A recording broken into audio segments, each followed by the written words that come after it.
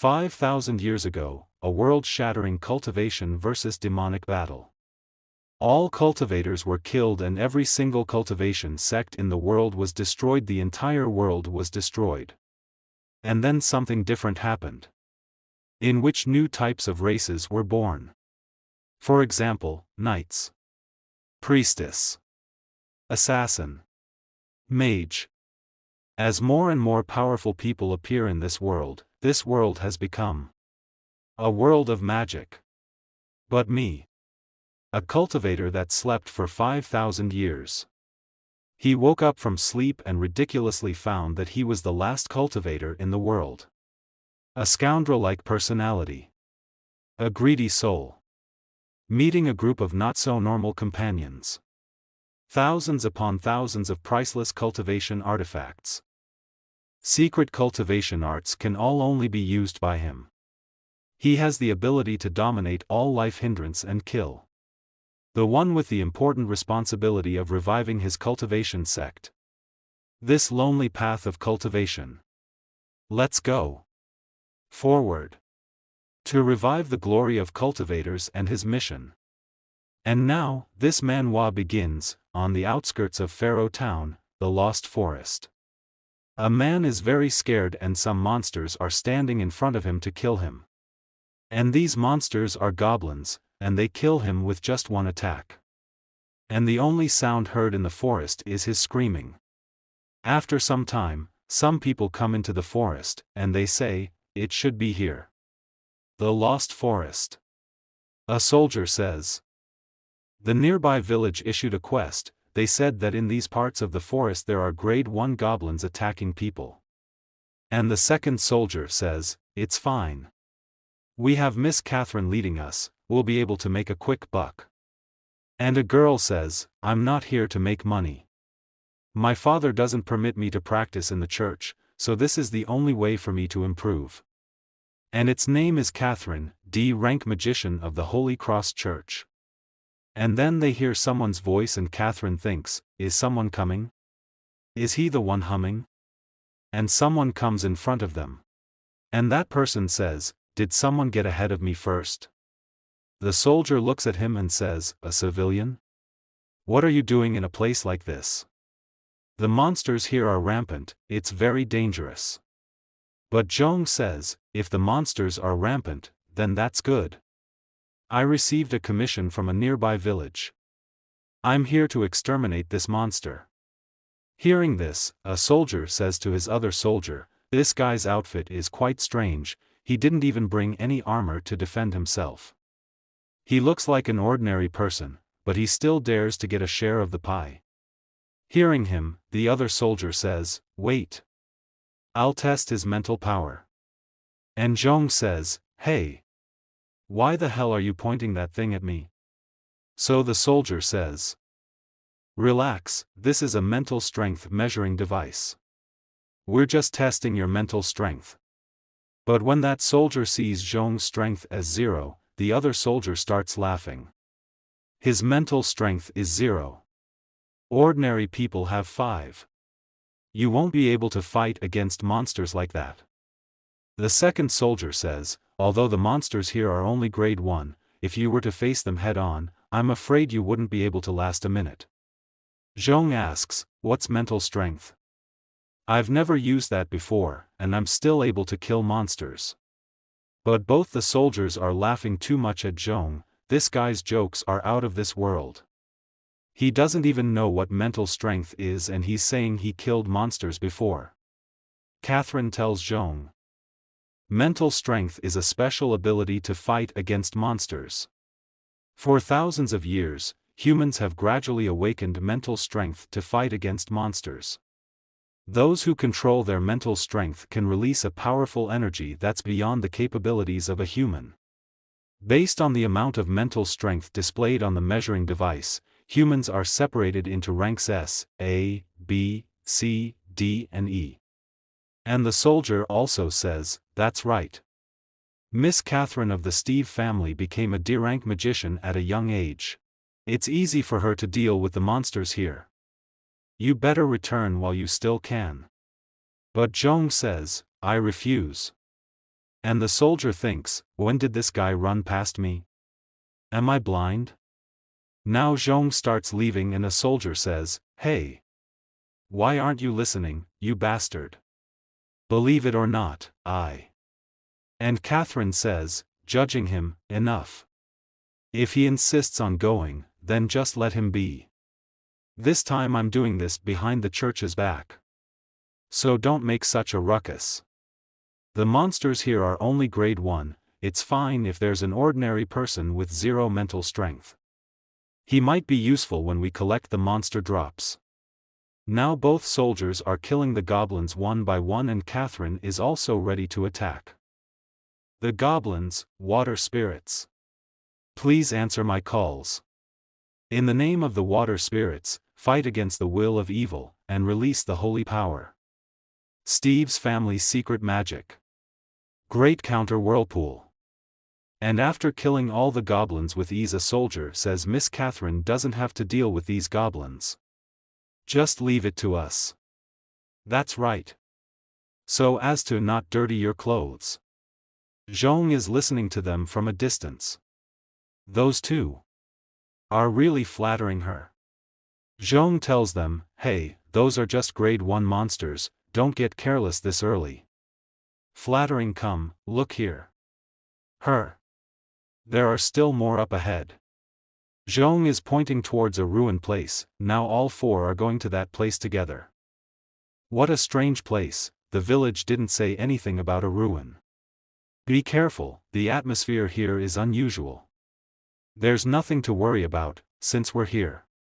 Catherine tells everyone he's right. Everyone be on high alert, this place is different from the forest. I have a bad feeling. Catherine is right to be worried, there is something dangerous in this place, and when Catherine goes ahead, her eyes fall on something, seeing which Catherine gets shocked. You guys. What is that? There is a huge goblin in front of Catherine.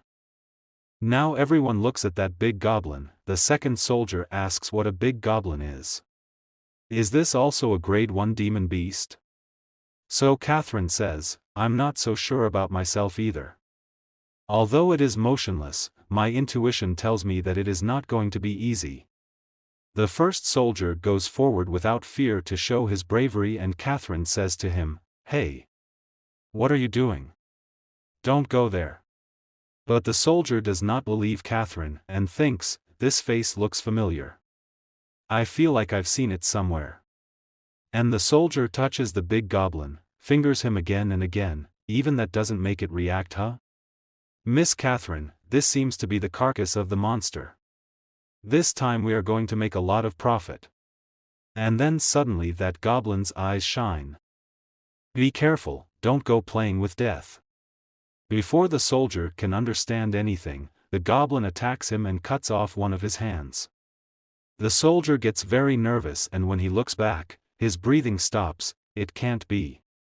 The monster was alive? Standing in front of him is a grade 3 demon beast, Goblin Chief. And when the Goblin Chief roars loudly, in hearing his roar, foam comes out of the mouth of both these soldiers, and both of them become unconscious right there.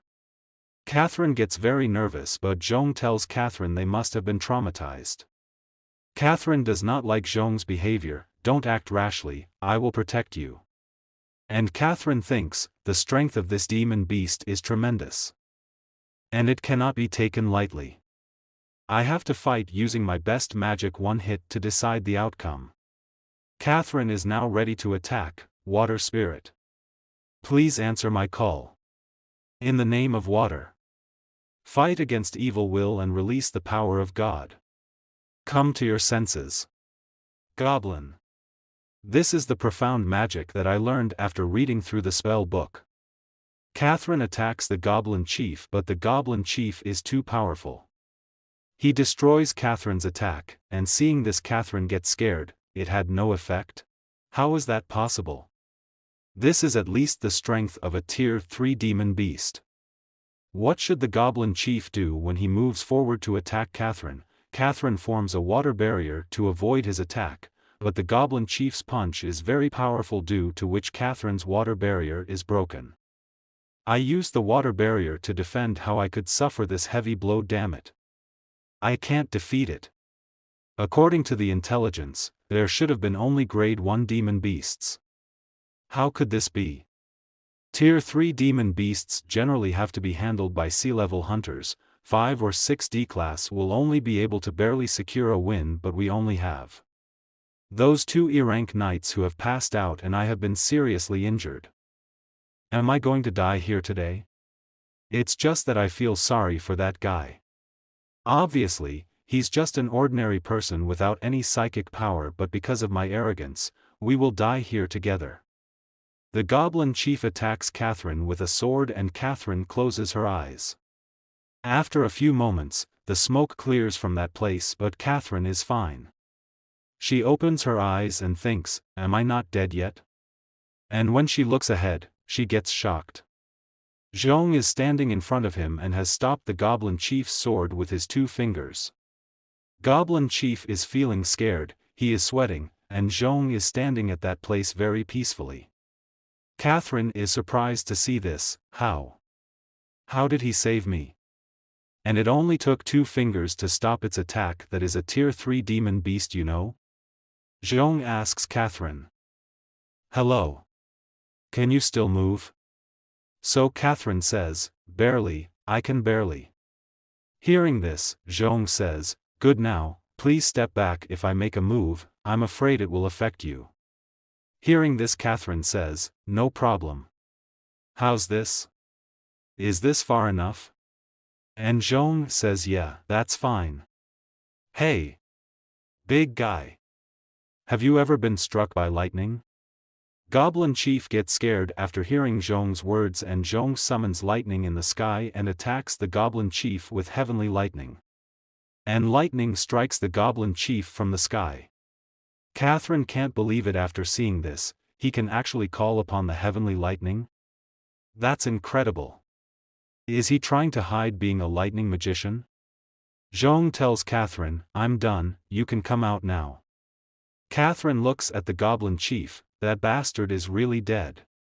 To be able to kill a rank 3 demonic beast within seconds with just a single light strike. This magic is too terrifying. It's been years since Pharaoh City has such a talented magician like him. And only release it at the right moment. I once heard from Dad that powerful people usually hide their mana, so that they can output a lot of damage within a short time frame. Don't tell me he's that kind of a person. And now it's morning, and both the soldiers look ahead. Incredible. This is a rank 3 demonic beast. Did that guy really kill this bastard? I can't even sense an ounce of mana from him. I also don't know what's going on here. Catherine comes behind both of them and says, there's no need to speculate. If he did not make his move in time, all of us would be dead. He's our savior. Although I don't know what he is doing. It's definitely because his strength is too profound. Now both the soldiers go to Zhong, savior. I admit that the both of us were talking behind your back about you last night. I hope that you won't be offended. A lot of material will be obtained from this demonic beast. I wonder how you'll divide it. So Zhong says, I want all of them. Hearing this, both the soldiers say, what? Do you want all of them? Then what about us? What we said yesterday was our fault. But isn't this too much? So Zhong gives each of them a toenail of a rank 1 goblin, and both soldiers say, a goblin's toenail? So this is our split? Isn't this too little? I lost my arm for this mission. Savior, can you give us something more valuable? After listening to both of them, Zhong says, just be thankful. I also treated your injuries with my medicine. I've used my best spiritual medicines to treat your injuries already, without you guys paying me, you know. After a long period of meditation, this mysterious man sorted out the loot from last night. I've already split all of the demonic beast materials to you guys. If there's no more discord, then I'll be going then. Hearing this, Catherine says, you're just going to leave like this? So Zhong says, yeah. I still need to go to the village to collect my rewards. Catherine watches Zhong leaving sadly. And when Zhong is leaving, a soldier says, he actually took all of the valuable parts away. Isn't this guy too stingy? But the second soldier silences him and says he didn't take the most valuable part.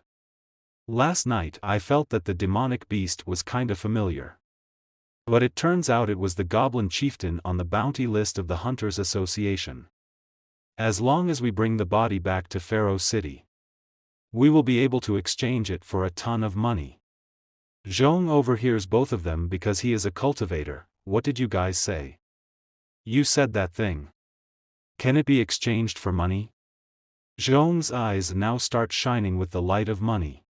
After some time, now everyone comes to Pharaoh City, Demon Hunter Association in Pharaoh City. The corpse of a rank 3 demonic beast, a goblin chieftain, is worth 1,000 spirit stones. A royal goblin's two-handed sword is worth 150 spirit stones. The rest of the demonic beast's materials are 150 spirit stones. The total is 1,300 spirit stones. Here you go. Now Zhong is happy. Not bad, not bad. These spirit stones are the same as what I used a long time ago. Although the qualities are low, but with enough of them, it will still be useful for my cultivation. Zhong looked at those two soldiers. Here's 30 spirit stones. Take it and go recover your injuries. And both soldiers become happy. Now I don't owe you guys anything. Farewell. Catherine asks Zhong to stop and holds his hand, but Zhong gets a little angry, but Catherine shyly says, I still don't know your name. Can you tell me? So Zhong says, my name is Zhong Tianshun.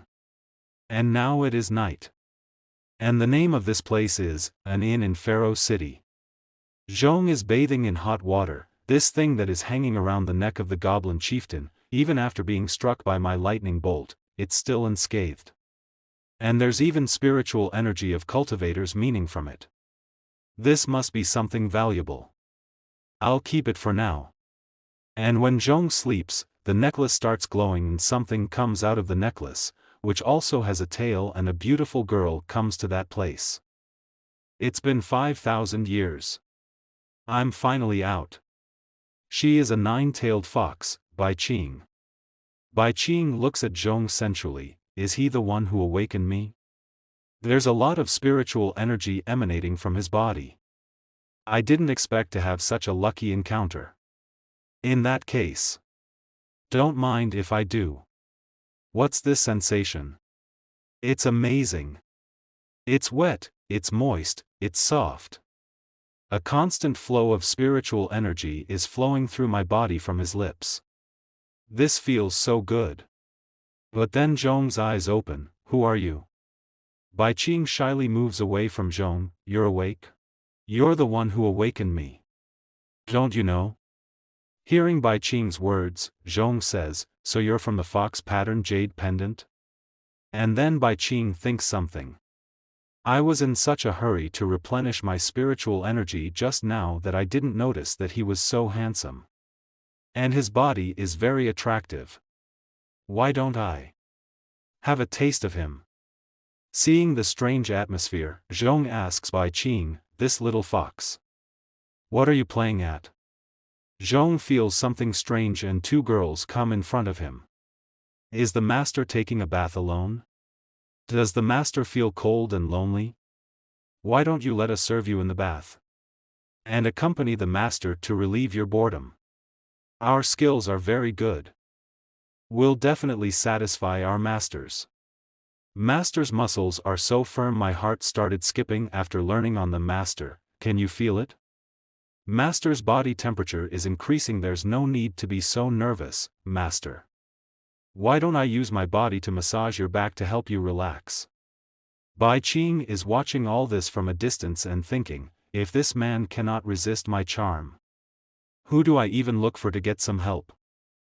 Now Zhong stands in front of Bai Qing without clothes and Bai Qing gets shocked seeing this. Wait. What's this dazzling and shiny light? Zhong asks Bai Qing, why do I feel so unrestricted? A very bright light emanates from a large part of Zhong's body. Seeing this, Bai Qing's nose bleeds profusely. And after some time, Zhong asks Bai Qing, if I'm not wrong, you're some kind of spirit, right? You're a fox inside the pendant, and skilled in bewitching people, right? So the Bai Qing explains, since you've already found out, then I won't hide it anymore. I'm the ancient spiritual treasure, heavenly fox pendant, and after thousands of years of cultivating, I gained my human form. But because of the influence of the demonic beast's aura, I fell into slumber. I thought I'll be sleeping forever, but who would have thought I'd meet you here? It's the spiritual energy in your body that awakened me. And as for the bewitching spell just now, it was just a test. I felt a lot of spiritual energy coming from you. So are you a cultivator? And Zhong says yes, to Bai Qing. And Bai Qing says, but as far as I know, there are no cultivators in this world anymore. 5,000 years ago there was a great battle between cultivators and demons called the Great War.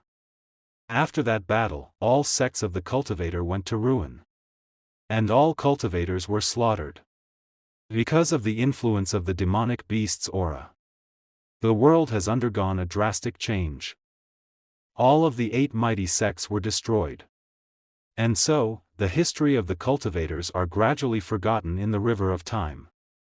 And in turn, many different races begin to appear. Mermaids, elves, succubi, and many different unknown races also appeared to occupy a part of the land. And in the 5,000 years of when I was in slumber, I stopped sensing the existence of cultivators. As a cultivator, how did you survive for thousands of years and only appear here right now? But Zhong doesn't remember anything that happened in the past. I have no memories of them.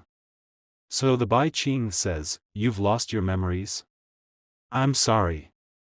There's no need to be sad, the memories you've lost will surely come back someday. After listening to Bai Qing, Zhong says, I hope that's the case. You used your bewitching spell on me just now to charm me. Is it to test and see if I have strong spiritual energy or not? As a spiritual treasure, without the assistance of cultivators, you're unable to achieve a breakthrough? So the Bai Qing says yeah. It's not as simple as being unable to break through. In this world filled with the aura of a demonic beast, there's no way to replenish spiritual energy. I'll probably be gone sooner or later. I felt that there's a lot of spiritual energy coming out of you. Can I follow you? I have a very good perception. I can sense the presence of ancient treasures in a world surrounded by a demonic aura. I'll definitely be of use to you. Zhong easily agrees and Bai Qing says, so quick. Don't you want to think about it? I will need to suck your spiritual energy to cultivate, you know. Don't you want to add in some additional conditions? Like using my body to exchange for some spiritual energy. But Zhong says, there's no need. The amount of spiritual energy you need is nothing to me. And Bai Qing thinks it's incredible. He is telling the truth. And Zhong says, speaking of which, didn't you say that you could help me find ancient treasures? Next day, Zhong and Bai Qing are roaming in the city and Bai Qing asks, Zhong Tianshan? Your name is Zhong Tianshan? Zhong says yeah. Is there a problem? Thinking about something, Bai Qing says, it just sounds kinda familiar, I must have heard it somewhere before. And then Bai Qing feels something. Zhong asks, what happened? So the Bai Qing says, there. I strongly sense a treasure in that direction. And Zhong becomes happy after hearing this, nice. Then let's go have a look. When Bai Qing looks ahead, she sees a lot of people standing at one place. There seems to be some kind of celebration being held here. I can sense the treasure is right in front of us. Zhong is in a hurry, hurry up. Let's go too and join the fun. Zhong goes ahead and sees 2 soldiers guarding something in front. And Zhong thinks, the treasure little fox mentioned is That sword? Now everyone starts talking among themselves, according to the rules of previous years. The trial of the brave will be celebrated in a few days. I wonder, which youngster from the 4 great families will be able to pass the trial this time? Who knows? An old man says, even if someone passes the trial, will that make any difference? In all my years of life, I have never seen anyone pull out this sword. Bai Qing asks that old man, "Uncle, is this such an incredible sword?" So the old man tells, "Little girl, you must be a foreigner to ask something like this. This sword is known to everyone in the Pharaoh city. The sword of the brave is a sacred weapon handed down from ancient times. It's been around for thousands of years already. It's been deeply stuck in that boulder since it was discovered. Legend has it that only a truly brave and strong warrior can draw this sword. But for thousands of years, countless people have exhausted every possible method to pull out the sacred weapon. I'm afraid that this supposedly legendary brave man will never appear." Bai Qing asks Zhong. Zhong Tianshan. "What's wrong with you? Are you fascinated by it?" But Zhong remembers something and says, "This sword. I think I have seen it somewhere before. Back to the past. 5,000 years ago. This sword is the treasure of my forged sword valley. Capable of cutting hair with barely a touch, a weapon of an unparalleled sharpness. It has reached the pinnacle among swords. If it can meet a wise owner. This sword can even transform into an azure dragon sword spirit to protect the master. And taking in count all the land under the sky, except for you. No one is worthy to wield it."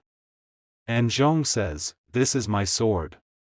I never thought it would end up here after the great war between cultivators and demons." Bai Qing asks, "Is that really true?" So Zhong says, "I also remembered its name. This sword is called Ho Long." Zhong now goes towards the front, but the soldiers stop Zhong and say, "What kind of person dares to trespass this prohibited area? This is the sacred sword of Pharaoh City. Only specific individuals are allowed to approach it." And the Bai Qing says, "Didn't you say that only a truly brave and strong warrior can draw this sword? He is the person you are looking for." Both the soldiers laugh after listening to the Bai Qing. "No one has been able to pull this sword out for thousands of years. Who the hell do you think he is? You guys are out of your minds. Not everyone can pull out the holy sword." And people also say, if you want to draw the sword, you must first pass the trial of the brave. To do so, and to participate in the trial, you need a recommendation sent by one of the 4 great families. There is no way these 2 are part of the 4 great families. It seems like they are about to get in trouble. Soldier asks, "Excuse me, Your Excellency, may I ask which family of Pharaoh City you are from? If you are not a member of one of the 4 great families, you are not qualified to participate in the trial. In that case, you won't blame me for not being polite, right?" After listening to the soldier, Zhong says, "So what if I'm not a member of the 4 great families? How will the 2 of you stop me?" Hearing Zhong's words, both the soldiers get ready to fight. "We'll have to block you out. But when someone comes to that place, give it a break. He is an honored guest of my Steve family. Who dares to be rude to him?" Both the soldiers get shocked after seeing Catherine. "We are so sorry. We didn't know he was your honored guest. Please, forgive us, Miss Catherine." And the public is also surprised. It's the Steve family's eldest daughter. How did that country bumpkin establish contacts with the Steves? Catherine says, "Zhong Tianshan. Do you want to try and draw the sacred sword?" Zhong replies to Catherine, "Exactly. But these guys won't let me."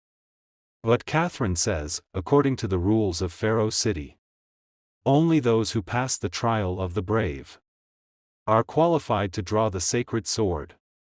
I'm really sorry. It's a rule that's been passed down for centuries, a rule which I cannot possibly change. Listening to Catherine, Zhong says, "What a troublesome rule, that was originally my sword. Bai Qing whispers in Zhong's ear, in fact. There is no need to rush, the sword is yours, no one can take it away. On the contrary, this trial is a bit interesting, we might even be able to see other treasures. Let's just follow the locals' customs for this once. Catherine lovingly tells Zhong, I am a member of the 4 great families. The recommendation letter to participate in the trial of the brave, I can help you by writing it. But Zhong asks Bai Qing, the recommendation letter, do I have to pay for it? And Bai Qing refuses no. I don't need the money. Zhong says, then write one for her too. She's with me. And Catherine agrees, but she thinks, this girl is so beautiful and lovely. And she is also wearing the same style of clothes as Zhong Tianshan. They can't have that kind of relationship, right? And a few days later. Outside of Pharaoh City. The Ghost Valley. Zhong has reached this place, the strong scent of demon beast can be found everywhere around here, that's interesting. This is precisely the place where the trial of the brave will take place. Apart from Zhong, many other people have gathered in the Ghost Valley. But then someone says, it seems like all the participants of the trial have arrived. Then, I will announce the rules for this occasion's trial of the brave. This trial requires all participants to go deep into the Ghost's Valley. And this is a beautiful woman, a mid-rank priest from the Holy Cross Church, Mel, psychic power rank, B, tomorrow by 12 o'clock noon, whoever obtains and brings back here the demon cores passes the trial. Warriors are surprised to hear priest's words. What? There is even a grade 3 demon beast. It's too dangerous, we will die. There are only 3 demon cores, which means that 3 people at most can pass the trial. Isn't this requirement too harsh? And someone enters that place. And I thought the trial could be far more difficult. This kind of level for the Onassis family is not a problem at all. This person from Onassis family, Carl, psychic power rank, C, someone comes behind him, don't brag too soon. If this trial held every 3 years was so easy, there wouldn't be so few people participating. If you were to fail, you would only bring shame to your family. And this person from the DuPont family, Meyer, psychic power rank, C, seeing these two, everyone starts talking. The 2 most promising participants of this trial are Meyer and Carl. They are facing each other directly, this will be a good show. They are both geniuses, who will come out on top? The DuPont are one of the leading families in Pharaoh City. And being Spoon Meyer one of them, he must be stronger. In my opinion, Meyer will not only pass the trial, but he may even be able to pull out the sacred sword. Knight thinks, you heard them. I'm acknowledged as the strongest newcomer. You are not even close. And the assassin thinks, this idiot certainly is my biggest competitor. But don't be too proud. Obtaining the demon core is just the beginning. Only those who return here alive are considered to have truly passed the trial. When the assassin passes by Zhong, Zhong feels something, such a strong killing intent. This guy. I think Catherine mentioned him. Now Catherine tells Zhong, the Onassis are always fighting against us. Especially that Carl. He's cruel and ruthless. You must not confront him once you are inside the Ghost Valley, because he is extremely dangerous. Zhong replies, understood. I am very reliable. When the assassin sees Zhong and Catherine talking, he thinks, what's wrong with the Stephen family? I can't believe they sent such a guy to participate in the trial. I have already done my research on him, he is a normal human with 0 psychic power. I can just ignore him. This time, I want my name to be known throughout Pharaoh City. And now the trial begins. On hearing this, all the participants move towards the Ghost Valley very fast. As the assassin moves forward, the assassin senses something. I didn't expect this Ghost Valley to have different crossroads. Interesting. This road on the left is full of thorns.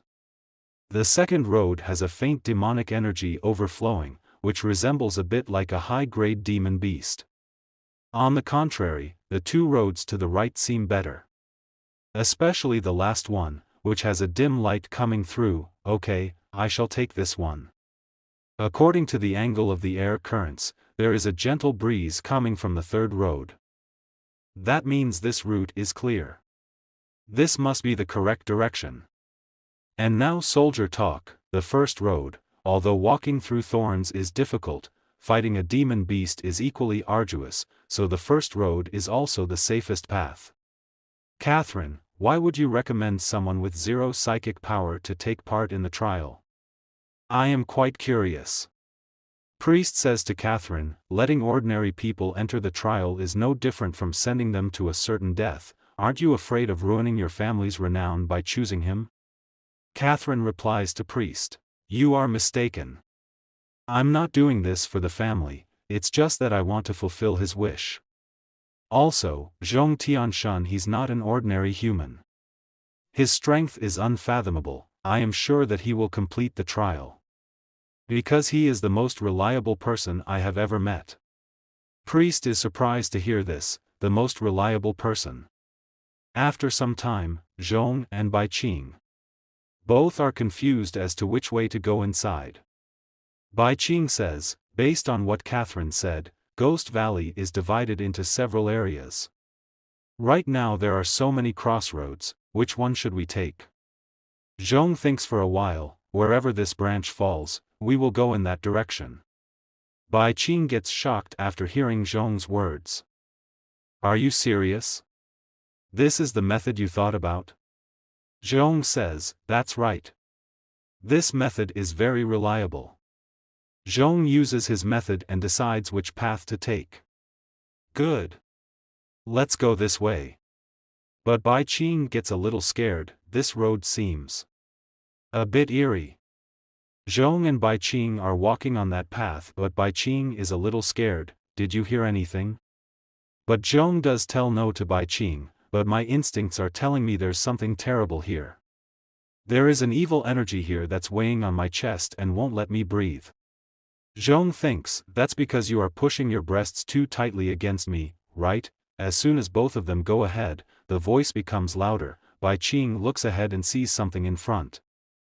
Zhong Tianshan, look. What is that? A girl in such darkness, at a deserted place, in strange circumstances, her clothes are torn, she is flying in the air and her buttocks are as big as watermelons. What a scene! On this beautiful moonlit night, a strange girl is standing in front. Seeing this, Bai Qing gets scared, but Zhong is not scared. He goes towards the front, but Bai Qing tells Zhong, wait a minute. Why are you going over there? This is the Ghost Valley, she must be a female ghost blocking our path. But Zhong says, female ghost? How is that even possible? This is clearly a girl lost in the road. And Zhong says hello to the female ghost, and the female ghost also says hello to Zhong smilingly. And she shows her beautiful face to Zhong, but Zhong gets jealous after seeing her beautiful face. That's why Zhong hits the female ghost's face with his fist. So that the female ghost falls on the ground and her pride is shattered. It means the end. And Zhong says, it really was a female ghost. And Bai Qing says, it seems like the demon beasts here are female ghosts. Why do we have to take the most horrible route? Zhong tells Bai Qing, female ghosts are the best option. Come help me undress her. Bai Qing gets shocked after hearing Zhong's words and thinks, undress her? Actually, if you look closely, you will find that this girl's figure is amazing. Those curves are perfect. By taking her clothes off, he can't be thinking. Using this chance while the body it's still hot. And then Zhong tells Bai Qing, I'm ready. On hearing this, Bai Qing starts feeling shy, so fast. And Zhong says, this dress is made of satin. Although a little worn out, but if the amount is large enough, it can be sold at a very good price. And we can search for some other stuff in her body. And now Bai Qing understands, so this was your initial idea. Zhong tells Bai Qing, let's keep going. I hope there are many more female ghosts ahead. And Bai Qing is also ready, okay. I'll do whatever you say. Now Zhong and Bai Qing are searching for their second target from behind the tree, and they also find a new target. Zhong goes to the female ghost and says hello to him and shows his cute face. Seeing this, the female ghost becomes very happy and falls on the ground in doggy style. And seeing this thing, Zhong becomes very happy.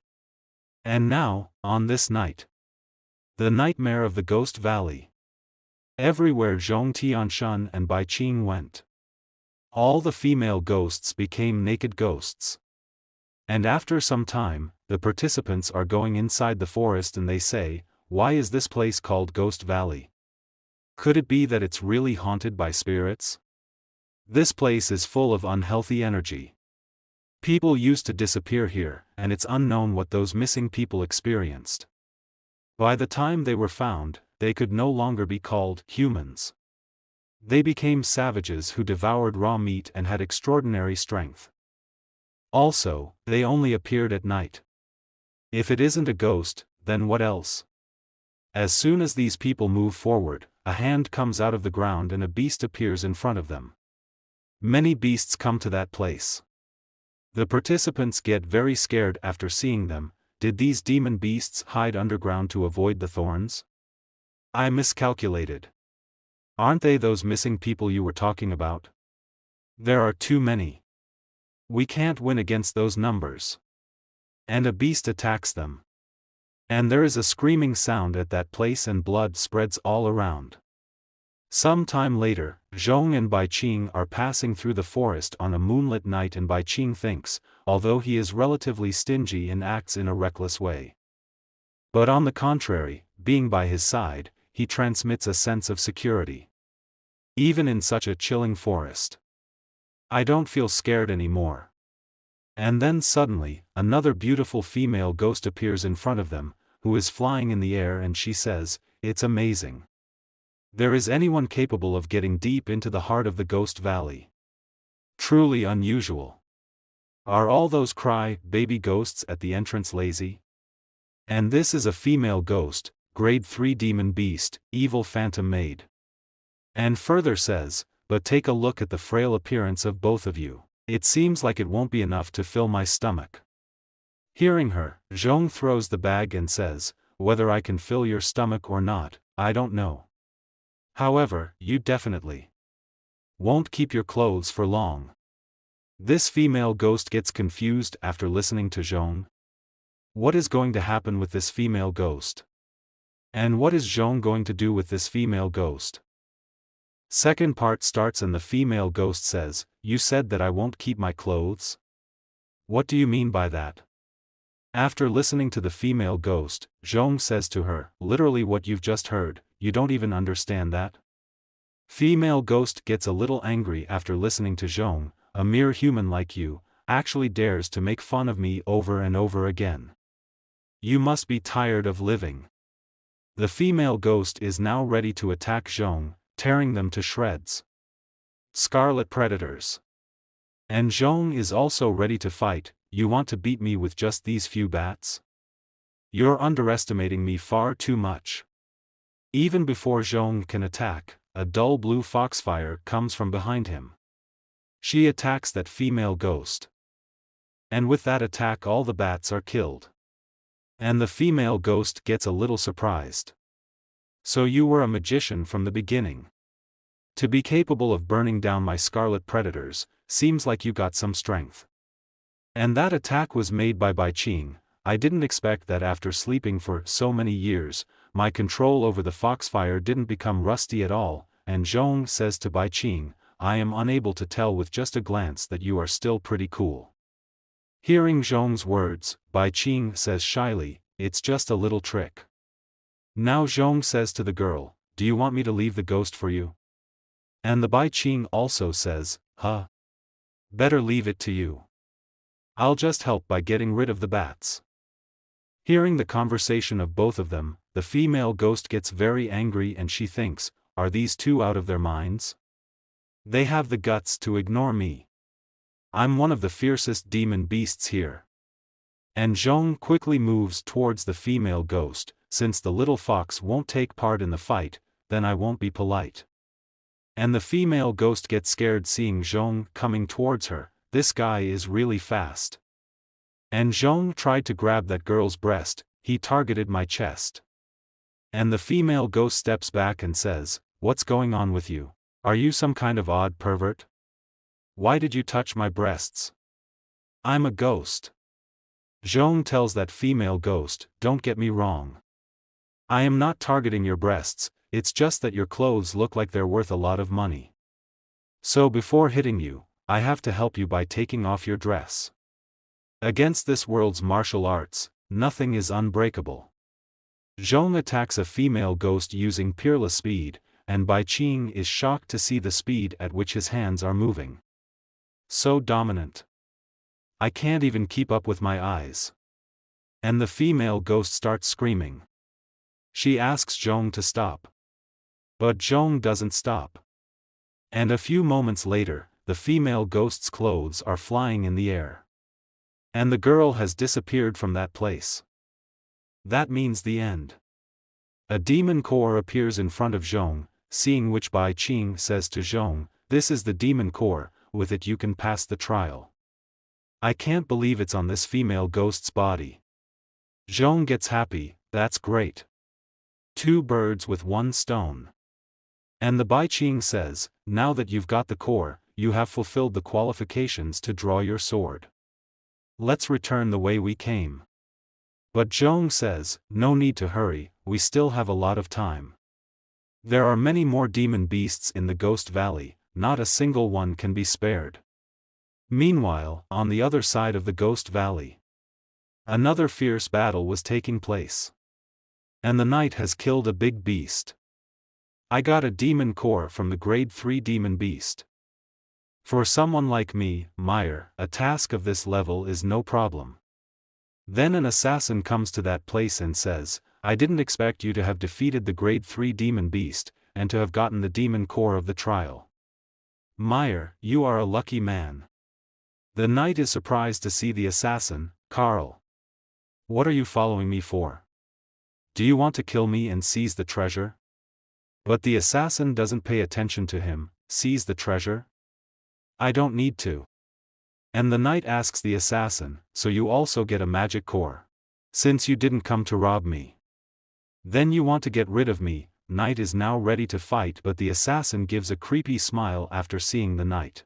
And the knight says, "You want to kill me, but are you skillful enough to do so?" Then the assassin says, "We won't know until we give it a try." Now the knight moves forward to attack the assassin. "You are courting death." But the assassin stops his attack. And they both come back, and the knight says, "I'm surprised that you can equally match me in a fight. You've gotten stronger. Still, the psychic power of both of us is C rank, you alone can't defeat me." And the assassin says, "As expected, you truly are a fool. What makes you think that I am here alone?" And then someone shoots an arrow at the knight from behind, which hits the knight in the neck. And the knight thinks, "I am done. This is a poisoned arrow." And someone comes to the knight. "Meyer, I didn't expect you'd make it this far." And the knight says, "It was you. You teamed up with Carl to get rid of me?" Then the boy says, "A wise man submits to circumstances."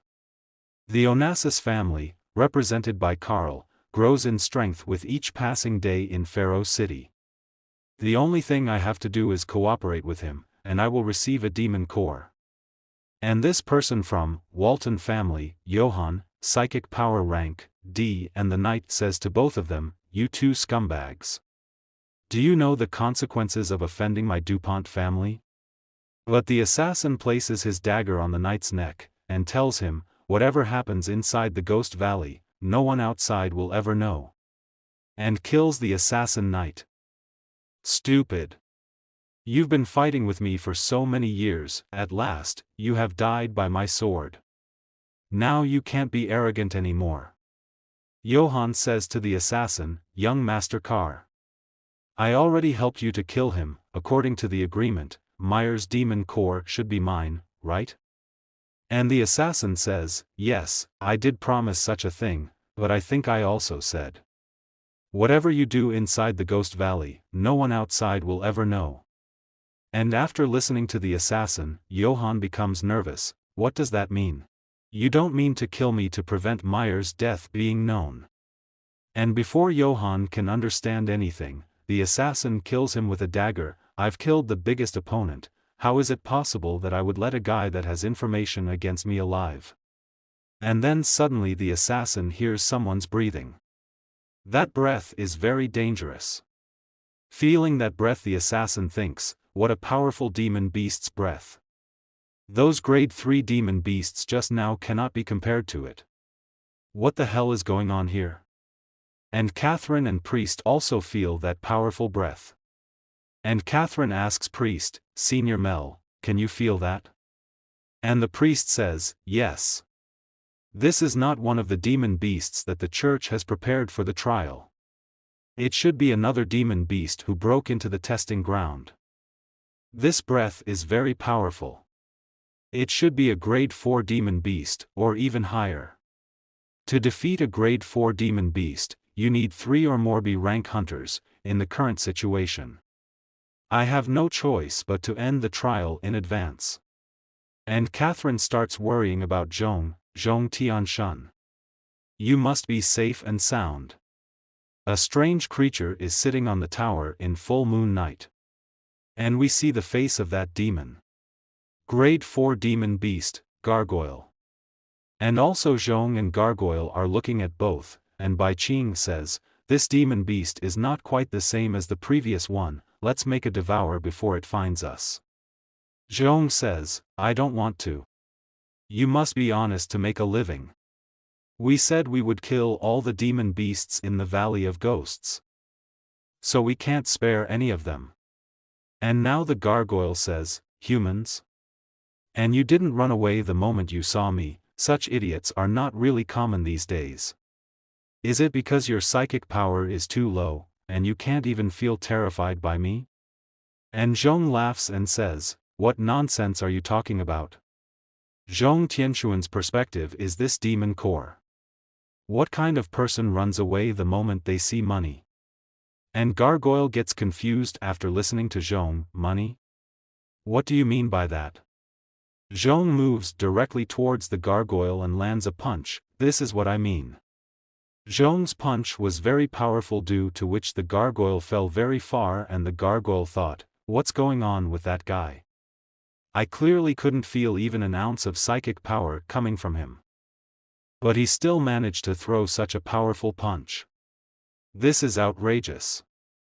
How on earth did he do it? I understand. He must have known his lack of talent for psychic power, so he ended up finding another path to develop his own flesh to the human limits, and that's why he can throw such a strong punch.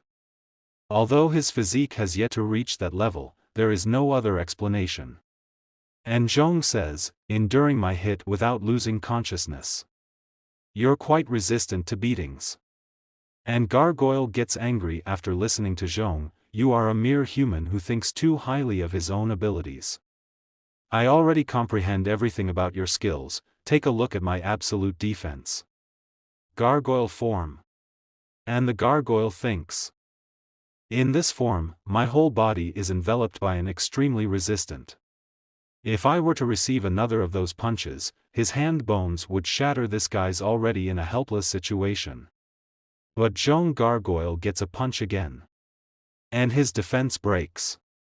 And seeing this, Gargoyle thinks, what's he up to? Attacking without even thinking twice? This is not like the humans I've met before. And the Gargoyle falls very far. And Bai Qing asks Zhong Tianshun. Are you hurt? And Zhong says, no big deal. This thing's head is pretty sturdy, my hand feels a little bit numb. You also brought my bag. And the Bai Qing says, these are our spoils from this trip, of course I can't forget them. But then something starts flowing in the air and the Bai Qing is surprised to see it, demonic energy. This demonic energy all over the place is gathering in that demon beast's direction. This breath is no trivial matter, you must be careful. And Zhong says, understood. Don't break anything inside the bag during the fight that's about to break out, I still have to return and sell it. And now Gargoyle stands up, you truly are an uncommon fellow, this is the first time I've met someone like you. But also thanks to you. Tame done with the warm-up, the last time I was so excited was ages ago. The consequences of provoking me are too much for you to bear. And now the gargoyle is ready to fight, accept your death. Dark invasion. And with Gargoyle's dark invasion, poison spreads in the air. And Zhong says, this gargoyle's dark breath is toxic. And Gargoyle tells Zhong, my dark breath not only has the effect of frightening and repelling enemies. During combat, it can also exert a poisoned state, you both are already done for. At the same time, the Ghost Valley's entrance. All the trial's participants were recalled urgently because of the intrusion of the Grade 4 demon beast. And Priest tells all the participants. Looks like the situation hasn't gone out of hand, the participants we could recall are all almost safe and sound. And Catherine asks the priest about that. There are 2 more people who are not back yet. Zhong Tianshan and Bai Qing. And now Gargoyle tells Zhong, my demonic energy has scattered through the valley, in a short time, everything in this valley will be infected by the toxins in the demonic energy. You've got no way out. And Zhong asks Bai Qing, little fox. Are you still scared? So Bai Qing says, I was a bit scared at first, but now that I'm by your side, I don't fear anything. Zhong becomes happy after hearing Bai Qing's words, and uses his power to create a barrier around Bai Qing. This is my golden pearl of protection. It creates a shield that keeps you safe from poisonous gases. And the Bai Qing says, if you have this kind of protection, why don't you use it on yourself instead? What is your plan by giving it to me? But Zhong said to Bai Qing, didn't you promise to protect my package? If the stuff in the bag is contaminated with toxins, I will have no chance of selling it. Hearing Zhong's words, Bai Qing thinks, Zhong Tianshan, you really do value money over your life.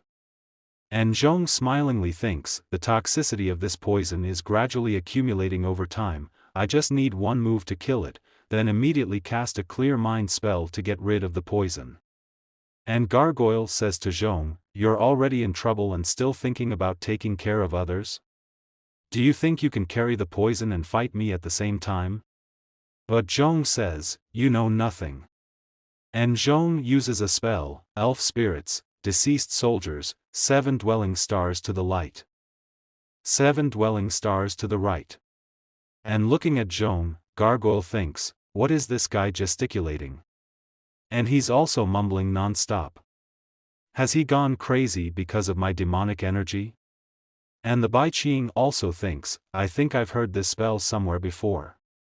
It seems to be the treasure of the Xiantian sect in ancient times. The Law of 5 Thunders. It is said that those who can obtain this magic can drive away thunder and lightning as well as pray for rain and sunshine. To control and subjugate demons, to avoid locusts and plagues, to refine spirits, I never thought Zhong Tianshan would be able to use such a powerful technique. And Zhong continues reciting the spell, those who defy me die, those who obey me live, Xian Nu, urges as a command. And Zhong is now ready to attack the Law of 5 Thunders, Thunder, Slayer of Evil. And now Gargoyle says to Zhong, magic? You can use magic without having psychic power? Humans are full of surprises. But can such a small magic sphere be of any use? I will let you experience a bit of the true meaning of magic. And the Gargoyle is also ready to attack, arcane magic, Orb of Darkness. And Gargoyle attacks Zhong, but Zhong is also ready, you are as ignorant as immature. This thing isn't magic. It's an immortal Taoist's art. And Zhong's attack is going directly towards Gargoyle and Gargoyle thinks it's impossible. Absolutely impossible. He pierced my orb of darkness. Am I going to lose? The master has ordered me to never let anyone disturb her. My mission is not yet complete. And a huge blast occurs at that place. Seeing that Bai Qing thinks, it is obviously just a small sphere of electricity, but it can explode with such amazing power. So this is the law of five thunders, truly hard to believe. And that blast is visible from a distance, which priest also sees and thinks, this formidable power is so strong that the whole Ghost Valley trembled. It's basically like an earthquake. Was this done by that demon beast? It seems I misjudged our situation before. This explosion has long exceeded the standard of a grade 4 demon beast, it's even higher than a grade 5 one. Having reached this stage, the last option I have left is to ask the Holy Cross for help. The only way to do this is to bring S-ranked or higher experts. Only then will it be possible to solve this demon beast's matter. This night, the whole Ghost Valley was razed to the ground by Zhong Tianshan. And now Gargoyle is dead and Zhong says, it seems like I went a bit overboard. I basically burnt him. I'm afraid the poor condition will affect the price. However, it's okay. This demon core is still intact. And Bai Qing says, Zhong Tianshan. You're still poisoned. How are you feeling? And Zhong says to Bai Qing, pay it no mind. I'm not deeply poisoned by this kind of toxin, I just need to calm down and meditate for a while, getting rid of it in minutes. And Bai Qing tells Zhong, actually, there is no need for such trouble. Zhong does not understand, what do you mean? Is there another way? And Bai Qing kisses Zhong. Zhong realizes something, the fox is helping me to suck out the toxins from my body. And the Bai Qing says, finally, it's done. And Zhong says, I could have gotten rid of the poison by myself, you sucked the poison out of my body, now I cannot save you. And Bai Qing says, don't worry, I won't die. I am now your spirit. I am supposed to help you share your pain and suffering, although I am poisoned, as long as I have your spiritual power injured. And Zhong says, that's okay. If you feel well then I don't mind. And the Bai Qing says, now that I remember, Zhong Tianshan, since you are an immortal, have you ever heard of the Xiantian sect? And Zhong says, Xiantian sect? Never heard of them. Why do you ask this? And the Bai Qing says smilingly, for no reason. The trial's time is about to end, let's go back. At the other side of the Ghost Valley, everyone is on standby, waiting for that terrifying demon beast to appear. And Priest is thinking, the Ghost Valley is a long way from Pharaoh City, and the reinforcements of the Holy Cross Church will take some time. Before the S-rank expert arrives, I must defend the Ghost Valley's entrance at any cost. I will stop that even if I have to put my life on the line. I can't let that demon beast come out and wreak havoc in Pharaoh City. And then when someone comes from the front, Priest says, it's here. Everyone prepare for battle. But when everyone looks ahead, Zhong has brought a gargoyle on his shoulder. What's happening here? You all came here to greet me? And the Bai Qing says, it looks like we didn't run out of time. You will probably pass the trial of the brave with flying colors. Everyone gets shocked seeing Bai Qing and Zhong, the demon beast we were waiting for is the one he is carrying? Did he defeat it? That common human with zero psychic power, how did he do it? And Priest thinks, judging from the aura of the corpse, it was indeed the grade 4 demon beast that had mistakenly entered the Ghost Valley. But what about the big explosion? I clearly felt the terrifying aura of something more powerful than a grade 4 demon beast. Could it be that? Is it his doing? This man in front of me has been hiding his psychic power all the time. In fact, his power is already unfathomable. And Catherine says, that's great. I knew you guys would come back safe and sound. And Assassin is very shocked to see Zhong. Even I, the strongest newcomer, I'm afraid of that terrible demon beast. Why did it die at the hands of that little scumbag? Something that nobody knows must have happened in the Ghost Valley. That should be what led to the death of that demon beast. That scumbag must have just gotten lucky and picked up the prize. Damn him. Now Zhong throws a gargoyle on the ground and places his foot on it and says, "Are there any demon beast hunters here? Come over here and let me see how much money I can get for this thing." And the Bai Ching says, "Also these. All of the clothes from the spirits in the Ghost Valley are here. Let's make an estimated value." Priest is surprised to hear Bai Ching's words and Zhong asks Priest, "What's wrong? We are not allowed?" And the priest says, "You are. How do you want to sell all this?" And Priest thinks they have already beaten the grade 4 demon beast. I can't believe they still were in the mood to scavenge the materials of the underlings. What kind of people are you two? Shortly after Zhong Tianshan and Bai Qing left. Deep in the Ghost Valley, another uninvited guest has appeared. I can't believe someone killed my mount. Do I have to go back walking by myself? Pharaoh City's newcomers are already so skilled. It's so annoying. This smell has a kind of long-lost feeling, it's spiritual energy. This is the trace of an immortal's battle. After the turmoil and trial of the brave has ended, Zhong Tianshan and Bai Qing sold the corpses of the ranked 4 demon beasts and demon beast items. After that, they all returned to the Sacred Sword Square. And Priest says, although the trial of the brave had a little twist and turn in the end, it ended without any danger. There were 2 people who got the demon core and passed the trial. Master Carl of the Onassis family got 2 ranked 3 demon cores. Zhong Tianshan, recommended by Steve's family, got a ranked 3 demon core. And a ranked 4 demon beast demon core that snuck into the trial field. And the assassin thinks, the ranked 4 demon beast is not even in the scope of the trial. According to the rules of the trial, I am first. How dare this scumbag steal my limelight? And Zhong says to the assassin, "What are you looking at? Haven't you ever seen ear picking?" Then the priest says, "Since you have passed the trial, you are qualified to draw the sword. Next is the sacred sword ceremony. Which one of you will go first?" After listening to Priest, the assassin says, "I'll do it. I am the most outstanding descendant among the 4 major families. If there's anyone who has the best chance of pulling out the sacred sword, that would be me."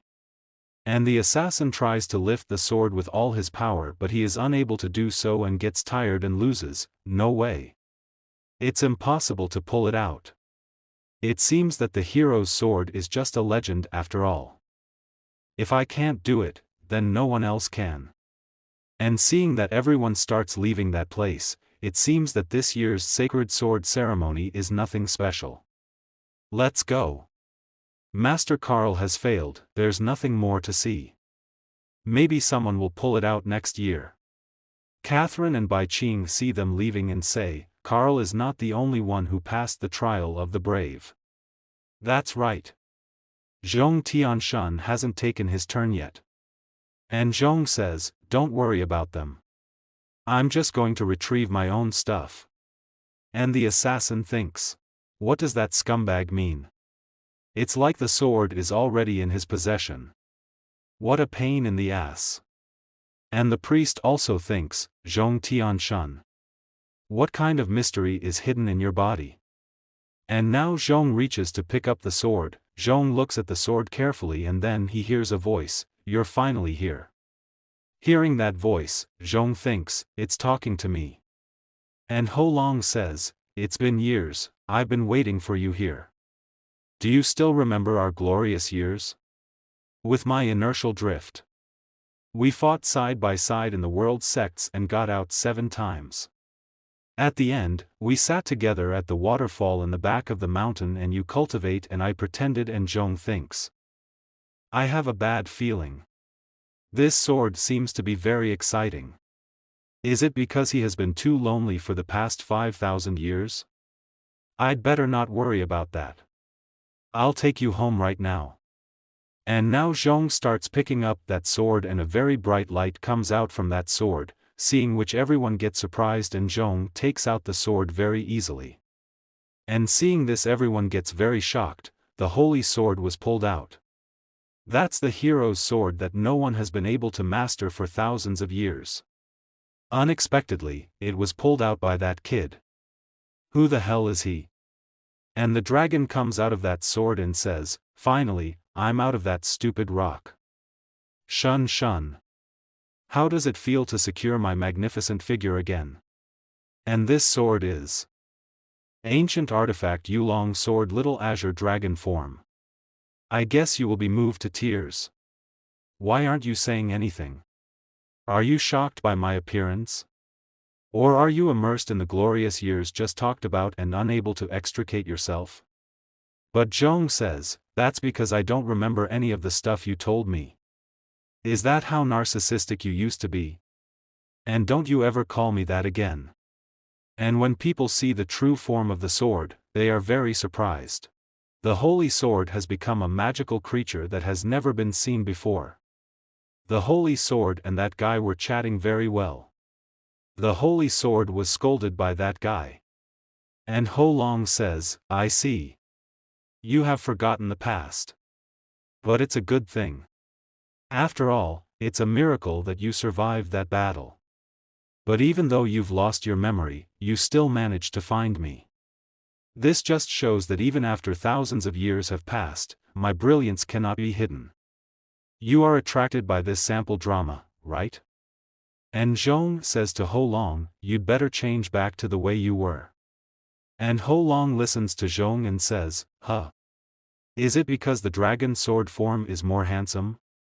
And Catherine thinks, "Although I don't know why the holy sword changed into that shape. But he did pull out the holy sword.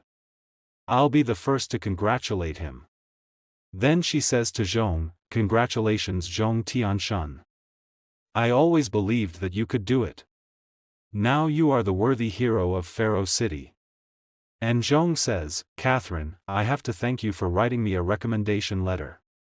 And hearing this Catherine says, "It's no big deal, it's all I should do for you. And I'm so happy. I was actually thanked by Zhong Tianshan." And suddenly someone moves fast in front of Catherine. Catherine can only see her tail, then Bai Qing hugs Zhong. "You can really manipulate such a top-notch artifact. You really are no ordinary person. Zhong Tianshan." And seeing this Catherine gets very shocked. And the Bai Qing says, "Following you is indeed the right choice. You're so amazing." And Zhong says, "I can't breathe. I'm almost out of breath. Do you want to suffocate me?" And Catherine thinks, "How did this happen? Is this because I'm too shy? If I can be a little more proactive, will I be the one hugging Zhongtian?" And priest comes to that place and says, "The legend is real. This is amazing. To think the sacred sword can actually transform. I have become the host for the sacred sword ceremony for a few years. It is my honor to witness the sword receiving an owner. Zhongtian, may I take a closer look at the sacred sword?" And Zhong says, "You can take a look, but don't break it. It's very you can't pay for it." After hearing this the Bai Qing thinks, "You didn't spend any penny for the sword at all." And Zhong says, "It's a little heavy, be careful." And the priest says, "Don't worry. I'm just taking a look." But priest finds the sword too heavy and it falls on the ground, and Zhong says, "See, I told you to be careful." And Bai Qing thinks, this isn't about being careful. And Zhong says, "I gave you the sword, but you can't hold it. It's not my fault." But priest says, "I understand. Looks like the sacred sword has recognized you as its owner. Even if you pull it out, no one else can hold it." And the Bai Qing thinks, "Your long sword is a high-tier treasure from primordial times. Only cultivators with spiritual energy can harness it. You're not a cultivator. Of course you cannot hold it. Not just your long sword. There should be a lot of treasures left from the Great War, hidden in corners around the world. Of those in the world who can use these treasures, Zhong Tian is the only one left. And Zhong says, the blade seems to have been dirted. Why don't you recommend me for some cleaning fees? I'll let you off if you do so. And hearing this, priest says, cleaning fees? Did you lend me the sword just to knock some money out from me? And then someone comes to that place and says, I heard the candidate recommended by Catherine has pulled out the sword, an impressive achievement for such a young age. This person is Steve's family head sis. We have prepared a feast for the occasion. Will our hero attend it? Zhong says, who the hell are you? Why should I eat with you? And then Bai Qing says, he's the family head of one of the 4 leading families, Steve's family. Catherine's father. You brought them great honor by pulling out the sacred sword. He personally invites you as a sign of gratitude. You cannot be so rude. And Zhong thinks, sounds like a lot of potential. I can get a lot of money by attending this dinner. But Catherine has been sulking in the corner since just now. And Catherine is thinking, Catherine, you're such a failure. Zhong Tianshan was right in front of you, yet you couldn't seize him. But Zhong says to Catherine, what are you doing? Your dad invited me for dinner. And Catherine thinks he's close.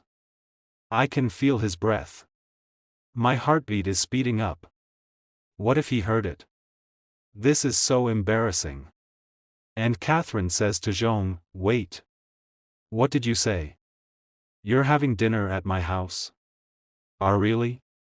And Zhong says, yup. You're acting weird today. And Catherine says, no. That's just you. After listening to both of them, Catherine's father thinks, as expected, as the hero who pulled out the sacred sword. He acts so differently from the norm. And after a while, Steve Manor. And Bai Qing says, this is your house. Looks grand. Then Catherine says, if the 2 of you don't mind, why don't you stay at my house? We'll provide meals for free.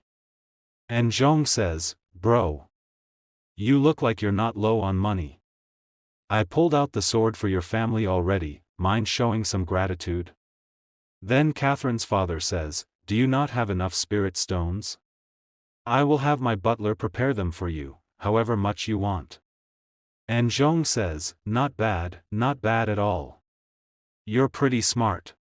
And Catherine's father says, you are the hero of Pharaoh City, I should provide you support. And Bai Qing thinks, he straight up asked for money. He's not subtle at all. After this, everyone comes inside and Catherine's father says, does our dishes not suit your taste? And Zhong says, you guys can eat, don't mind me. As long as I have money in my pocket, I never felt thirst or hunger, I don't know why myself. And the Bai Qing thinks so this is big. Legend has it, powerful cultivators can live without food or water, simply cultivating with spiritual energy. So he's already at that level, and he simply lost his memory. He himself doesn't know the reason behind everything. A few minutes later. And Ho Long says, I'm full. Hearing this, Zhong says, when did you come out? And Ho Long adds, I followed the smell, since I haven't eaten for 5,000 years. Seeing this, Catherine's father thinks, so this is the sacred sword's true form, it's incredible. It's amazing looking closely. And Catherine says, right, Zhong Tianshan. You didn't sell the demon core you took from Ghost Valley, right?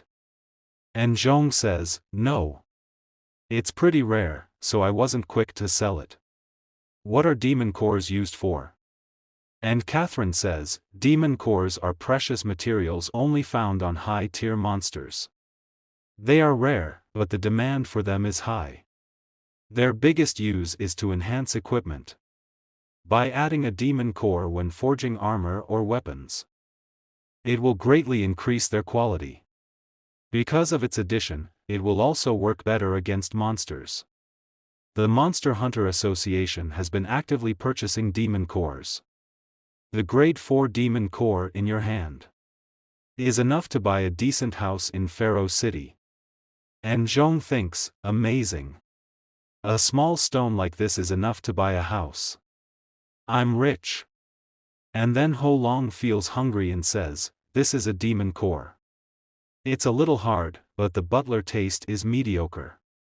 Do you have more, Shunzhun? I want them. Shunzhun aura changed. And Zhong says, did you just eat at my house? Traitorous dragon. And Ho Long says, simply ate 2 demon cores, is there a problem? But Zhong gets an angry, traitorous dragon. The demon core is my house. Give me back my home. It took me a lot of effort to pull it out from the demon's head. But Catherine's father says, Lord Hero, stop. If you killed the sacred sword of Pharaoh City, I cannot explain it to the public, it ate your demon core, I shall recommend you a mansion. What do you think? And Zhong says, you said it yourself. Don't try to get out of it. And Ho Long says, Shunzhun, I can feel a powerful energy bursting out inside me. It seems that I have become stronger because of the demon core.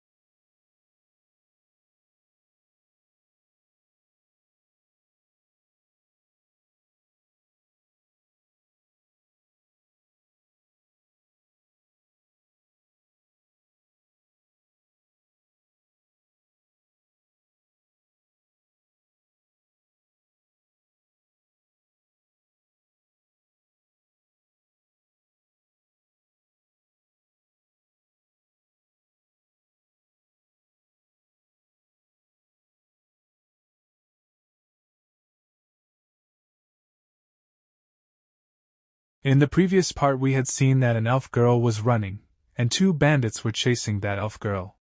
And Onola was now ready to fight those bandits. Now next, and Onola attacks those bandits with butterflies. And both the robbers are surrounded by butterflies. And both of them don't understand anything, and they say, "Butterflies? These trivial things can be used to attack too.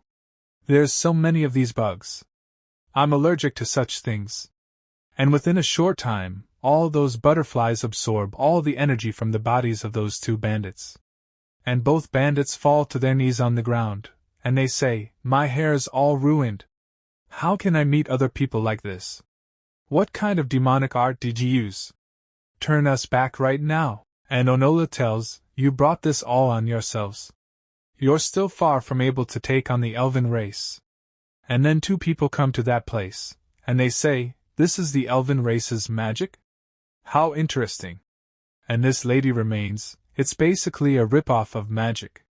It doesn't seem like anything much."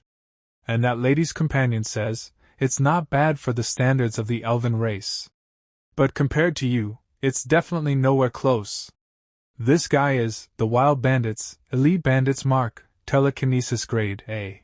And this lady is, the Wild Bandits, Elite Bandits Gina, Telekinesis Grade A." And Gina says, "Little girl, I have a good proposition for you. I'll spare your life if you lead me to the elven village. What do you say?" Onola gets angry after hearing his words, and she says, "I'm not little. You'll have to pay the price for looking down on the elf race's magic." But Gina says, "How weak. You can't use the same attack twice before your enemies." And using her power, she creates a whirlwind. And all the butterflies get trapped in that whirlwind. Then Gina says, "Strong magic is nothing if it doesn't touch anyone. Look closely, this is true magic. My whirlwind will wreck everything like a sharp blade. You'll lose all resistance in a blink of an eye." And Onola gets a little nervous seeing his technique, and she thinks, "I ran into such strong enemies upon my first time leaving the elven village. How unlucky! Must I really use that card?" And then someone comes to that place, and as soon as he comes, there is an explosion at that place. Seeing which Onola thinks, "What happened? The whirlwind dissipated. Did something fall?" And both Zhong Tian and Bai Qing have come to that place, and Zhong Tian says, "Is this the place?" So the Bai Qing says, "Yes, this is the place." And looking at Bai Qing Onola, she says, "The magic tool's aura is coming from her." And Onola is thinking, someone strange has shown up yet again. It seems today is riddled with unlucky things. And Zhong Tian's eyes start shining again, and very quickly Zhong Tian reaches Onola and asks her, "Young girl, you don't have much clothes covering your body, so where could you have hidden the tool?" But Onola does not understand Zhong Tian's words, and Zhong Tian starts staring at Onola's chest, and says to him, "Could it be hidden in here?" After this, Gina is speaking. "Did you see that? My whirlwind was dissipated." And Mark says, "Yeah. Not only that, we, the top 2 experts of the Wild Bandits, were completely ignored." And Mark makes his sword really big, and he says, "We must put on a show for him. I'll let him know what true power is." And Gina also activates her power, and she says, "That's right. People who dare look down on magic have no right to be on this earth." And both of them jump together to attack Zhong Tian. But Zhong Tian sees both of them, and says to them, "Are you bitches not done yet?" And both of them get scared after listening to Zhong Tian. And then Zhong Tian reaches both of them and slaps them very hard. And Zhong Tian says to both of them, "Do you not see me having a chat with this girl? Why are you so rude? How annoying!" And after receiving many slaps from Zhong Tian, both of them spin and fall on the ground. And they become unconscious, and Zhong Tian says to them, "Busybodies should just get lost. I'm a very busy man." And Onola says, "It's over?" The 2 of them were all very strong though. But the Bai Qing tells him, "Not yet. There's still the most important part." Then Zhong Tian says, "Centurion space. Strip everything from them, don't leave anything behind." And Zhong Tian takes all the clothes and weapons of those 2 bandits. And seeing this, Onola's cheeks turn red, and she thinks, is stripping them the most important part? He stripped the rest, and I'll be next. Then Zhong Tian turns back, and his eyes are shining. And seeing this, Onola gets goosebumps, and she says, don't do anything funny. Don't strip me, I'm not very nice to look at. Please, please, please let me off. This is my first time leaving my village. I don't know anything. But Zhong Tian says, I don't want to strip you. I'm an upright person. And Onola says, aren't you here to assault me? And after some time, Onola and Bai Qing are sitting on the ground, and Onola is telling the Bai Qing, Heavenly Ancestor Zone's magic tool? I don't have something like that on me. And the Bai Qing says, but I can sense its aura coming from you. I'm never wrong. And Zhong Tian tells Onola, yeah. You could be hiding the tool on your body. And Bai Qing asks Onola, or aura, to try and recall. Did you eat anything strange? So Onola says, I haven't. But us leaves will drink magical spring water. And the Bai Qing asks, spring water? What's spring water? And Onola tells, that is our spring of life. According to the village elder, it's because of the essence of the spring water that we elves were born. As long as we drink from the spring of life, not only will it dispel dark spots, it will also prevent wrinkles. It whitens the skin and makes it soft and supple. It can even give one a heart of water and voluptuous breasts. When we are of age, we will also immerse ourselves in the water. Those who are immersed will become pregnant and carry new elves. As such, the spring is also a holy figure to us elves. And after listening to Onola's words, Bai Qing understands, and she's thinking, that's it, the spring must have something to do with the magic tool. I'm able to sense the magic tool's aura on her because she drank the spring water. And Zhong Tian is thinking, I'll be able to make a lot of money if I sell the water. And Onola further tells both of them, actually, I left my village for the spring of life. A few months ago, a group of demons seized our water. Their methods were extremely underhand, and they used very strange tentacles to attack. Once we were captured by those tentacles, our limbs would grow weak, and we would be unable to retaliate. They are the natural opponents of elves. I actually ventured out to find people who would get rid of the demons. You two are strong beyond belief. So would you be willing to save the elf race from this calamity? And after listening to Onola, Zhong Tian says, we will. No, we must. And the Bai Qing is thinking, Zhong Tian Shun is this determined. It seems he knows about the possible connection. And Zhong Tian says the spring of life is extremely precious, so how could it fall prey to a mere tentacle monster? After some time, all three reach near a dark forest, and the Bai Qing says the elven village is in such a gloomy place? So Onola says this is to protect the elf race. As long as we pass through this forest, we'll be able to see the village. And Bai Qing says, I see. But why have you been stealing glances at Zhong Tian Shun all this while? And Onola says, I didn't have any ulterior motives. It's just that the elf race only consists of women, so I have never been this close to a man before. As such I kept glancing at him out of curiosity. Actually, us elves have never seen men before. If Zhong Tian Shun enters the village like that, it might cause a great disturbance. Do we need to disguise him a little? And the Bai Qing says, disguise? Do you plan on making him cross-dress? And Zhong Tian is imagining himself in a girl's clothes. Then he says, I was the one who you invited, so why should I have to sneak about? I look like how I do. Since the elves like to stare, let them. And after crossing that forest, now all three reach that place. And when we look ahead, there is a very beautiful village, and Zhong Tian looks at that village and says, oh, so this is the elven village. What a nice view. Yes. It is really a nice view. If you also like this beautiful view, so please comment and don't forget to subscribe my channel. Thanks for watching. In the last part we saw that Aurora had brought Zhong and Bai with her to the elf village. And now beyond this part starts, and now Zhong has come to the elf village. And then one elf girl gets surprised after seeing Aurora and the other elf girl asks Aurora who are these two people. So Aurora tells them that these people are my saviors. And also they have come to help us. and we can take back the spring of life. And both of them become happy after hearing this. But another elf girl asks, but why does this person look a little different? And also why is his chest flat? And hearing this, Xuan gets angry and says, I am a man? And hearing this, the elf girl gets surprised and her cheeks turn red, and as soon as all the elf girls hear that a man has come to this place, there is an uproar. And Aurora thinks the game is over now. I knew something like this was going to happen. And now all the beautiful elf girls are coming running to meet Xuan. All those elf girls want to see what a man looks like. And now all the elf girls straighten their butts, and get into position. And they start staring at Xuan, and they say that this person looks completely different from our tribe. And he is really very handsome. And Xuan is surprised to hear what all of them are saying. He is not even able to say anything. Then Bai comes behind Xuan and says, I can't believe that you have become so popular. And Xuan also says, yes, it seems that I am very extraordinary.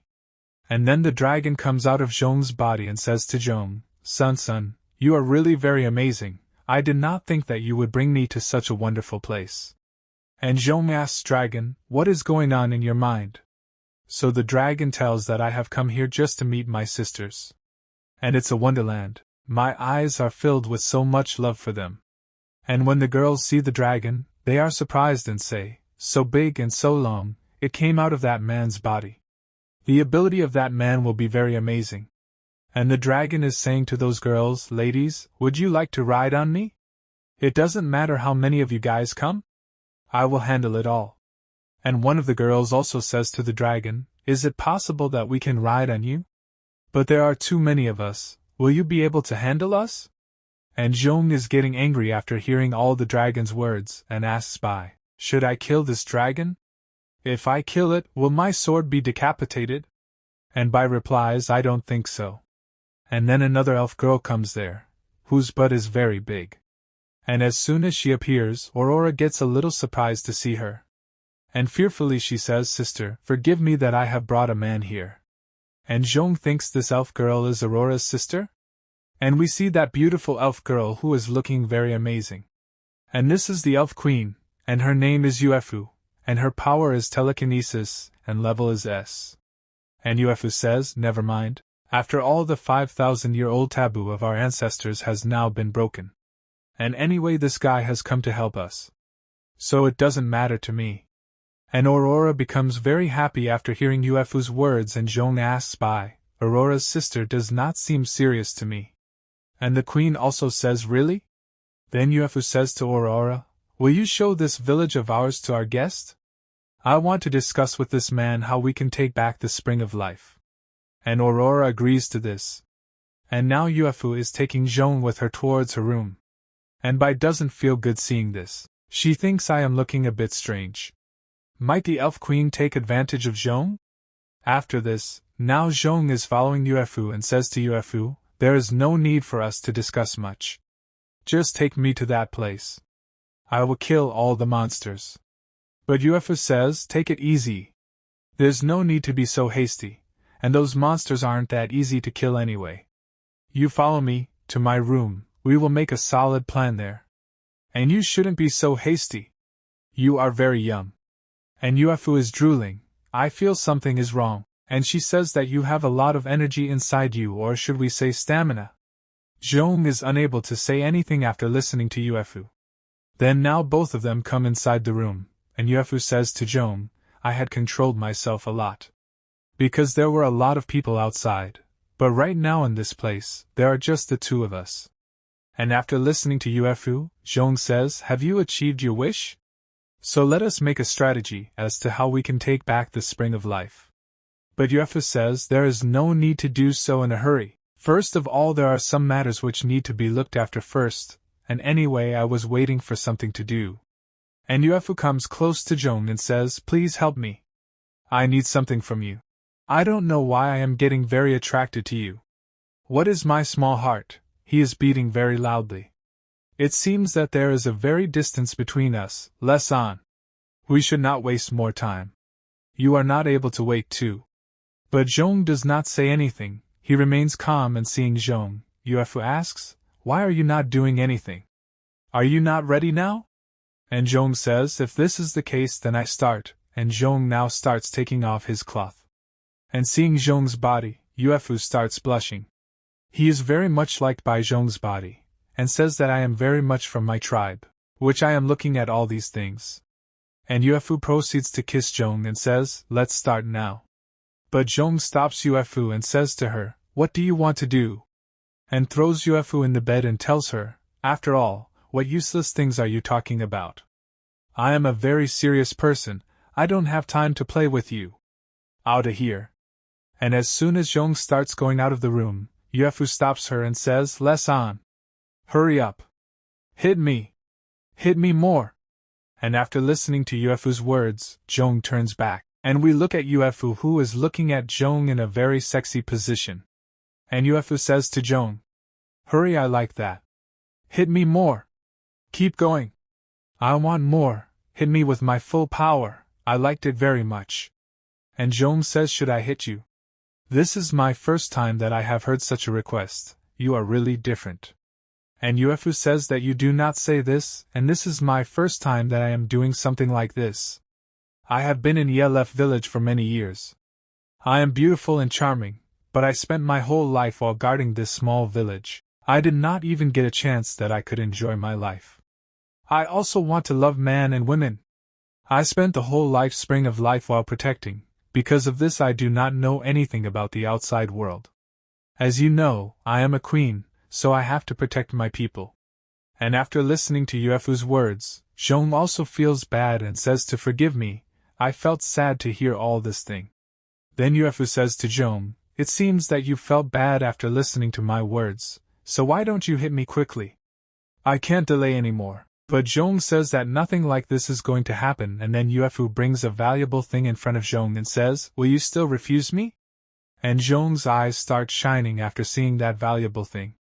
And Yuefu says to Zhong, are you ready now? Will you move now?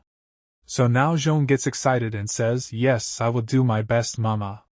After this, we are shown the scene outside the room, where a lot of spiritual energy is coming out, and at the same time two girls are looking at that sword and saying, really this sword is very amazing, how long and big. And the dragon is also telling them from inside the sword, it is nothing, I have a lot of trick, I can take anyone's form, such as ghost girl and dame's girl.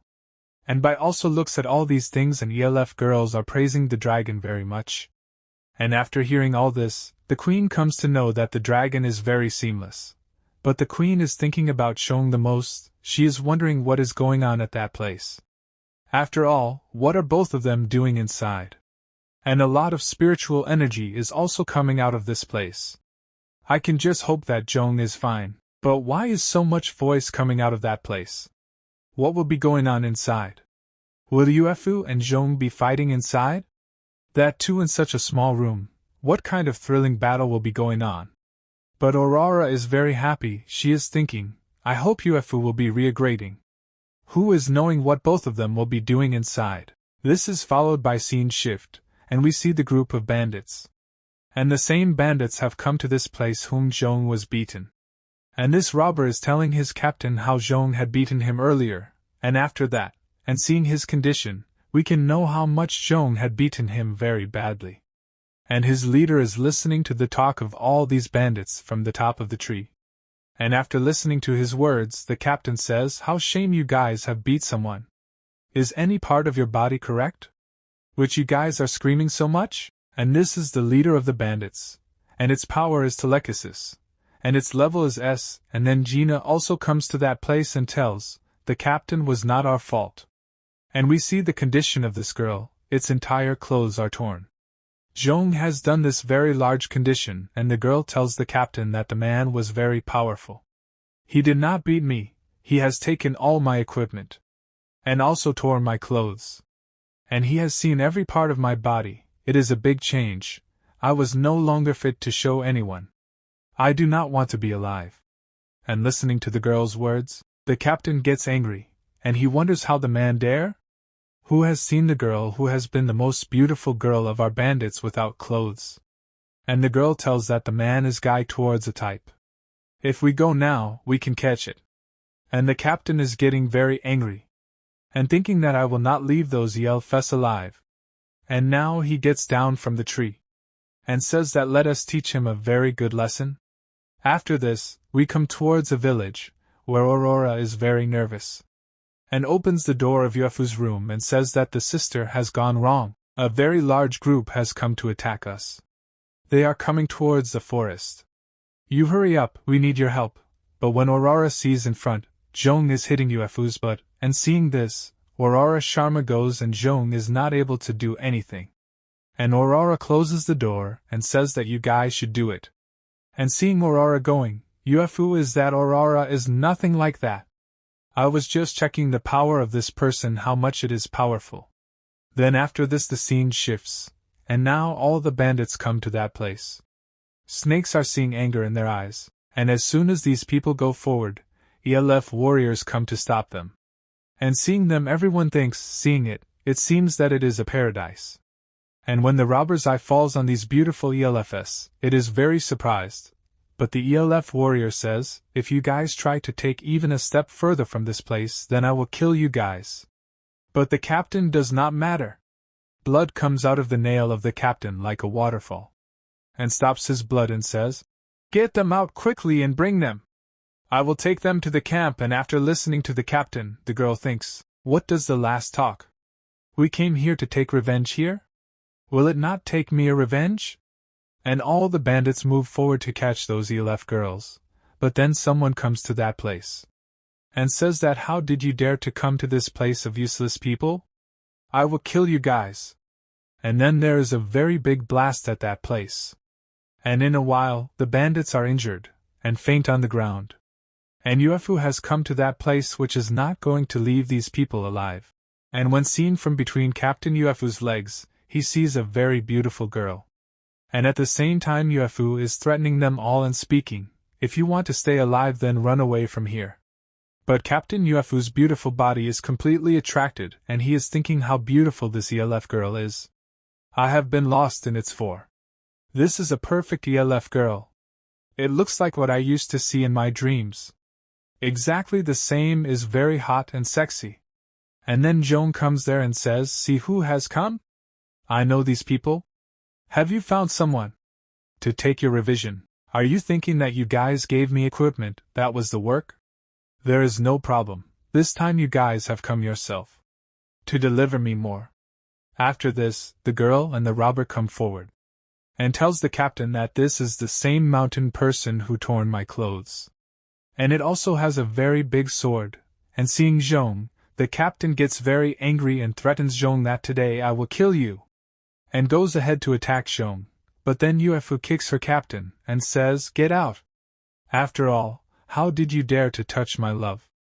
After Yuefu kicks, the captain comes back and thinks that Yuefu is very powerful. And this ELF girl is as strong as class level. And then Zhong comes behind Yuefu and asks Yuefu, what are you doing? That person took my name and tried to attack me? And at the same time he has a lot of hair. And Yuefu turns back and says that you are just my crush. And I will not even let anyone touch you. I have a lot of power but still it is powerful. But it doesn't matter, do you want to hit me again? And all three are surprised to hear Yuefu's words. And this shows that Yuefu is very careful, and after listening to Yuefu's words, the captain becomes stone. He cannot believe that Yuefu loves Zhong so much, while Zhong is a dame last. Then Yuefu orders all ELF girls as long as Zhong is here. Till then we do not have to let anyone touch him. That is why all the warriors send them all with me to the same place. The place where these people have come. And after listening to Yuefu's words, all the warriors proceed to fight the bandits. And at the same time, the captain also orders all his bandits to fight with them all together. And on hearing the order of the captain, all the bandits move forward to attack. And now the fierce fight starts at that place. Yelef is killing those bandits, and at the same time that girl killed many warriors. All fight at this place. And now Yuefu comes in front of that robber, and a lot of energy comes out from inside. And she tells him, all this is happening because of you. I was spending a lot of time with Zhong. But because of you I could not fulfill my dream. All this is your fault. My good mood got spoiled due to your mistake. so I will definitely punish you. But Captain replied to Yuefu, why are you thinking so much about her? I am better than that man.